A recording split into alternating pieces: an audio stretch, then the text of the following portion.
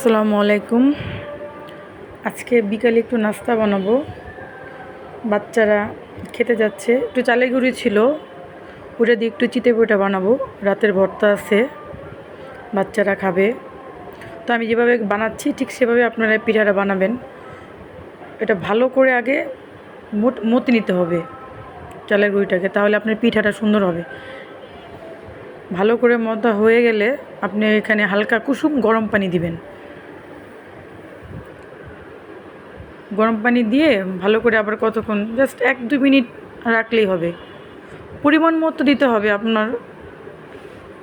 আমি অল্প বানাচ্ছি তো তাই অল্প পানি দিচ্ছি, আপনি আপনার পরিমাণ অনুযায়ী দিবেন। আমি যেভাবে বানাচ্ছি আপনারা ঠিক সেম ওয়েতে বানাবেন, আপনাদের পিঠা খুব সুন্দর হবে।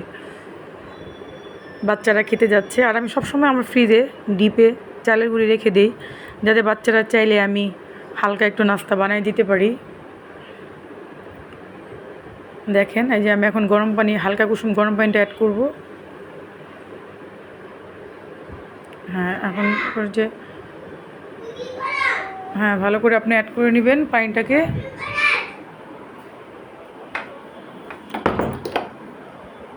পানিটা অ্যাড হয়ে গেলে আমি এখন সাজটা মানে কী বলে, সাজ না পিঠা যে বানায় আর কি, আমি সঠিক এটা নাম জানি না, আমার মা আমাকে এটা দিছে। আম্মু এটাতে সবসময় পিঠা বানায়, তো আমি আম্মুর কাছ থেকে এনে আনছি, পরে আম্মুকে দেওয়া হয়নি। তো দেখেন আমি যেভাবে পিঠাগুলো বানাচ্ছি, সবগুলো পিঠা খুবই সুন্দর হবে। আপনারা ফুল প্রসেসিংটা দেখলে সেম ওয়েতে পিঠা বানালে আপনারা পিঠা খুব সুন্দর করে বানাতে পারবেন। দেখি আমার বাচ্চারা পড়াশোনা করতেছে। আমার মেয়ের পরীক্ষা কালকে, ইংলিশ পরীক্ষা, তো পড়তে বসাইলাম, ফাঁকে নাস্তাটা তৈরি করলাম। আর এদিকে আমার বাবাইটা দেখেন কি করে, আমার বাবাইটা এখন টিভি দেখছে, তার পছন্দের কার্টুন হানি বানি। এই যে দেখেন, সে টিভি দেখতেছে, দেখছেন?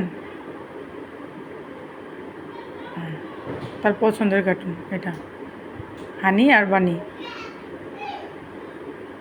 তো দেখি ওদিকে আমার পিঠার কি অবস্থা, পিঠার একটু দেখে আসি। মেয়ে পড়ুক, মেয়ে পড়ার লেখা শেষ করুক, তারপরে এসে মেয়ে লেখাটা চেক করব। এখন পিঠাটা চেক করে আসি।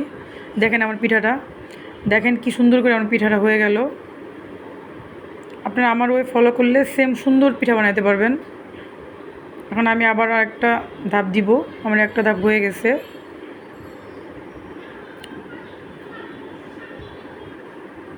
বেশি ছিল না, আমি অল্প একটু হালকা একটু পিঠা বানাচ্ছি, যে বাচ্চারা নাস্তা হিসাবে খায়। আমার বাচ্চারা খুব পছন্দ করে এই পিঠাটা। সর্বপ্রথমে আমি আমার বড় মেয়ের টিচার আসছে, তাকে আমি দিব, সে খাক। এখন আমি আমার বাবাকে দিব, ছোটো বাবাটাকে দিব, তার পছন্দের খাবার চিতই পিঠা আর লাল মরিচের ভর্তা। দেখেন সে খুব মজা করে খায়। তার এই চিতই পিঠা হলে তাকে লাল মরিচের ভর্তা বানায় দিতেই হবে, অন্য কোনো ভর্তা দিয়ে সে খাবে না, তার লাল ভর্তাই লাগবে। আর সে খুব খুশি হয়ে যায় পিঠা পেলে, বিশেষ করে চিতই পিঠা সে খুব মজা করে খাবে। হ্যাঁ, দেখেন সে কীভাবে পিঠা খাচ্ছে, সে খুব মজা করে খাচ্ছে পিঠা, তার পছন্দের খাবার। এটা হলে তার কিচ্ছু লাগবে না আর।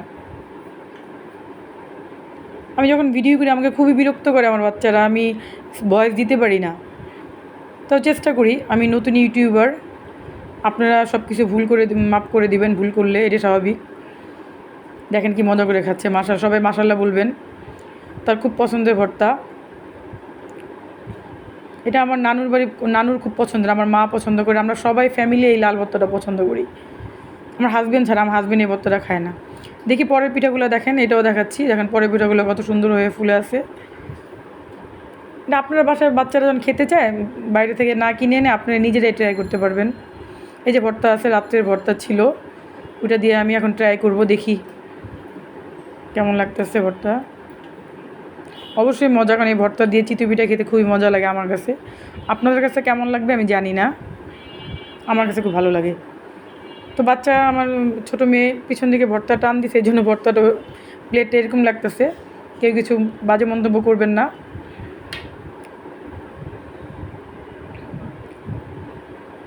দেখেন আমার বাবা পিঠা খাচ্ছে, সে আরও পিঠা আমার কাছে চাচ্ছে, বলতেছে আম্মু আমাকে আরও পিঠা দাও। আমি তার জন্য আবার যাচ্ছি পিঠা আনতে, সে পিঠা খাবে। দেখেন সবাই মাশাআল্লাহ বলবেন প্লিজ। একদিন আমি আমার ছেলের কথাগুলো আপনাকে শোনাবো। এই যে দেখেন আমার শেষ পিঠা বানানো, আমাদের নাস্তাটাও হয়ে গেল, বিকালের নাস্তা বাচ্চাদের দিয়ে দিলাম। আজকে আর কোনো প্যারা নাই, বিরক্ত করবে না নাস্তার জন্য। বাচ্চাদের এই প্রবলেমটা, বিকালে নাস্তা খাওয়ার জন্য তারা খুব বিরক্ত করে, তো কিছু না কিছু প্রতিদিন বানাই দিতে হয়। আমি প্রতিদিনগুলোই আপনাদের সাথে শেয়ার করব। আপনারা আমার সাথে থাকবেন, আমাকে লাইক করবেন, সাবস্ক্রাইব করবেন, শেয়ার করবেন। আমি নতুন ইউটিউবার, কোনো কিছু ভুল হইলে সেটা ক্ষমার দৃষ্টিতে দেখবেন প্লিজ। নতুন কখনোই কোনো কিছু পারফেক্ট হয় না, ভুল হবেই, এটাই স্বাভাবিক। দেখেন আমি আমার ছেলেকে আর কয়টা পিঠা এনে দিলাম, সে খাবে, তাকে বেশি করে দিতে হবে। কেউ একটাও নিতে পারবে না, কেউ নিলে সে রাগারাগি করবে, কান্নাকাটি করবে। দেখেন সে কী খুশি, তার মুখে দেখেন, তার মুখের ইয়াটা দেখেন, সে কত খুশি। মাশাআল্লাহ আমার বাবা দেখেন তার পড়তে পড়তে কী অবস্থা। তো আমি এখানেই ভিডিওটা শেষ করছি, আমার মেকআপ পড়াতে হবে। সবাইকে আল্লাহ হাফেজ।